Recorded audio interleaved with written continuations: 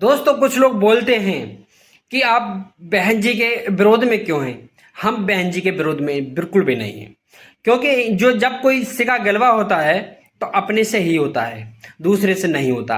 अगर कोई जोर जुलम होता है तो अपने से होता है, बिराने से नहीं होता। अपने से कह सकते हैं, अपने की कुछ कमियां बता भी सकते हैं। जैसे कि आपने देखा होगा, अखिलेश यादव ने अपने समाज के कितने नेता तैयार कर दिए, लेकिन बहन कुमारी मायावती जी ने अगर कहीं पर एससी बहुल क्षेत्र है, वहां पर भी कोई जनरल का ही उतारा, जनरल का कैंडिडेट ही उतारा, क्योंकि वो मानते थे कि ये मेरे समाज के व्यक्ति तो मुझे वोट देंगे ही, लेकिन इतने दूसरे समाज का वोट आएगा और जीत पक्की होगी।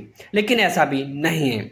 अगर बहन जी चाहती तो ऐसे उत्तर प्रदेश में सैकड़ों विधानसभाएं हैं जहां पर ऐसे समाज के व्यक्ति जीत करके पार्लियामेंट में पहुंच सकते थे, विधानसभा में पहुंच सकते थे, राज्यसभा भी पहुंच सकते थे और विधानसभा भी पहुंच सकते थे। लेकिन बहन जी की ऐसी कोई मंशा नहीं रही। अगर बहन जी चाहती तो अब इस टाइम पर बीएसपी का गलत टाइम चल रहा है, क्योंकि उनका खाता भी नहीं खुला। अगर वो चाहती तो भाई चंद्रशेखर को भी पार्टी में ले सकती थी, पार्टी का उत्तराधिकारी बना सकती थी। लेकिन नहीं, वो अपने जीते जीते ये नहीं चाहती कि कभी कोई मेरे समाज का व्यक्ति मुझसे बढ़े या फिर मेरे बराबरी आए। अगर ये मंशा उनकी नहीं होती तो कोई ना कोई नेता जरूर तैयार होता। क्या दोस्तों इसमें कुछ शक है या फिर कुछ ये कमी है?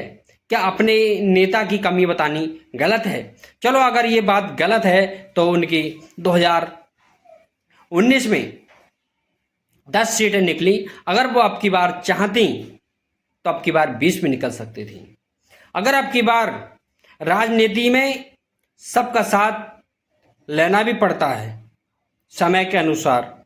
शीघ्र सारे आंकड़े, सारे वोटर की एक ही मांग थी कि इंडिया गठबंधन में बसपा आए और अपनी हिस्सेदारी बढ़ाएं, लेकिन बसपा को ये मंजूर नहीं था।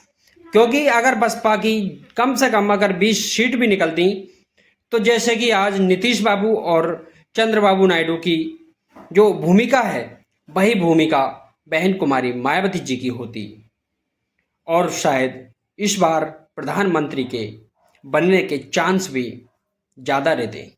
और मैं उम्मीद करता हूं कि अब की बार अगर बहन जी जागी और अपने समाज में वोट का बंटवारा नहीं हुआ और भाई चंद्रशेखर का साथ लेने की कोशिश की, तो हम मानते हैं कि दोबारा से वही जीत होगी जो 2007 में हुई थी। 2007 वाली जीत आज भी हो सकती है। दोस्तों आपने देखा होगा, हर पार्टी कोई ब्राह्मण कार्ड खेलती है, कोई क्षत्रिय कार्ड खेलती है, लेकिन सबसे ज्यादा संख्या में दलित हैं। और जहां तक की बात करें तो उत्तर प्रदेश में जाटव काफी परसेंट है, ब्राह्मणों से भी ज्यादा, क्षत्रियों से भी ज्यादा। तो क्यों ना कोई पार्टी जाटव कार्ड खेले, लेकिन नहीं खेलती। बहन जी खुद नहीं खेलती और बहन जी ये चाहती भी नहीं कि जाटव बरादरी के व्यक्ति राजनीति में उतरें और राजनीति में बढ़ चढ़ के हिस्सा लेवें। भाई चंद्रशेखर को भी अच्छा हुआ कि इंडिया गठबंधन में टिकट नहीं मिला। अगर इंडिया गठबंधन में टिकट मिलता तो इंडिया वाले अखिलेश यादव, राहुल गांधी जी सालों भर 10 साल इसी बात का रोना रोते कि भाई चंद्रशेखर को हमने सांसद बना दिया, ये एक एहसान कर दिया।